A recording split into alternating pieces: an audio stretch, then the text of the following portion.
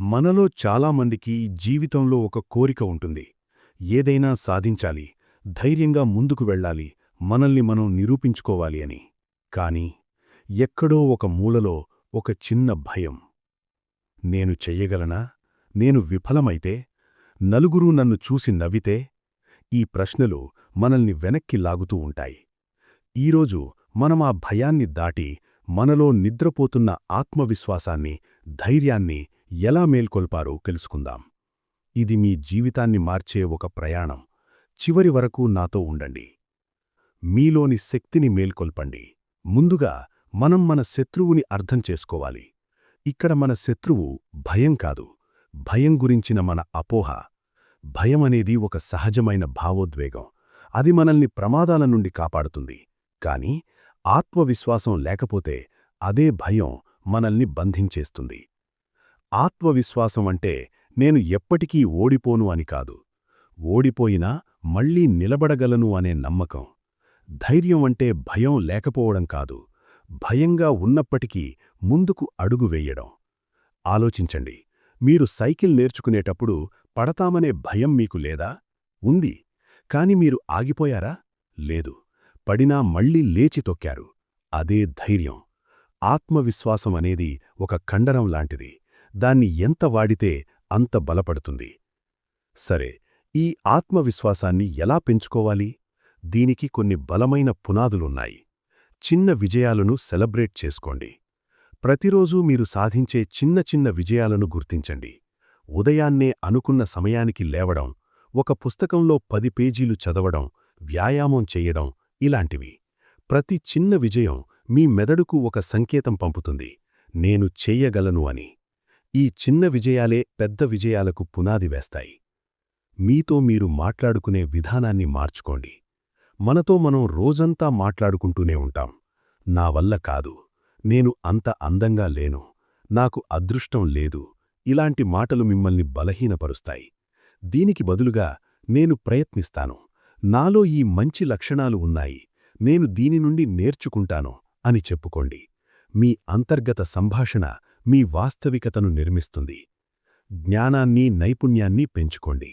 మీకు దేని గురించైతే భయంగా ఉందో దాని గురించి తెలుసుకోండి. పబ్లిక్ స్పీకింగ్ అంటే భయమా? దాని గురించి చదవండి, చిన్నగా ప్రాక్టీస్ చెయ్యండి. నైపుణ్యం పెరిగే కొద్దీ ఆత్మవిశ్వాసం దానంతట అదే పెరుగుతుంది. అజ్ఞానం భయాన్ని పెంచుతుంది, జ్ఞానం ధైర్యాన్నిస్తుంది. మీ శరీరాన్ని గౌరవించండి. మీరు నిలబడే విధానం, నడిచే తీరు మీ ఆత్మవిశ్వాసాన్ని ప్రభావితం చేస్తుంది. తలదించుకుని భుజాలు వంచి నడవకండి. నిటారుగా తల పైకెత్తి కళ్లల్లోకి సూటిగా చూస్తూ నడవండి.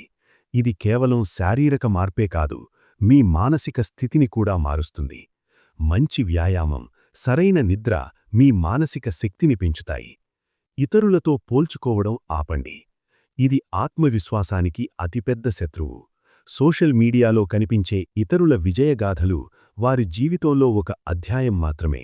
మీ ప్రయాణం మీది, మీ గమ్యం మీది. నిన్నటి మీతో మీరు పోటీపడండి, పక్కవారితో కాదు.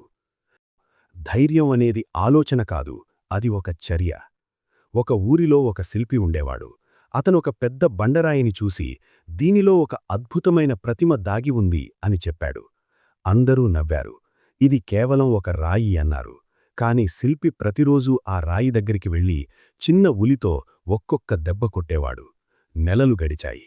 నెమ్మదిగా ఆ రాయి నుండి ఒక అద్భుతమైన రూపం బయటకు రావడం మొదలైంది. మనలోని భయాలు, సందేహాలు ఆ బండరాయిలాంటివి. ధైర్యం అనేది ఆ చిన్న ఉలి దెబ్బ. ప్రతిరోజూ మీరు భయపడే ఒక చిన్న పనిని ధైర్యంగా చెయ్యండి. కొత్తవారితో మాట్లాడడానికి భయమా? ఈరోజు ఒకరితో మాట్లాడండి. మీ అభిప్రాయం చెప్పడానికి భయమా?